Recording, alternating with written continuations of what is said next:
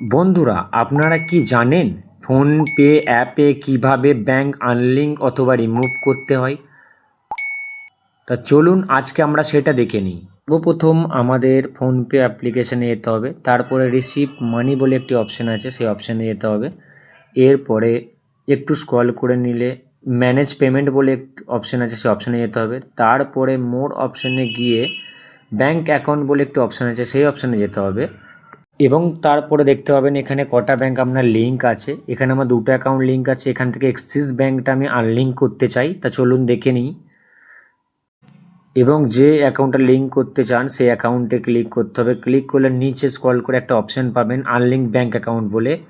অনেক ফোনে এটা রিমুভ ব্যাংক অ্যাকাউন্ট বলেও থাকবে। তা সেইখান থেকে আনলিঙ্ক করে দিলেই আপনার ব্যাংক অ্যাকাউন্টটা রিমুভ হয়ে যাবে। তা দেখতে পারেন এখানে আমার দুটো ব্যাংক অ্যাকাউন্ট দেখাচ্ছিলো, এখন একটা ব্যাংক অ্যাকাউন্ট দেখাচ্ছে।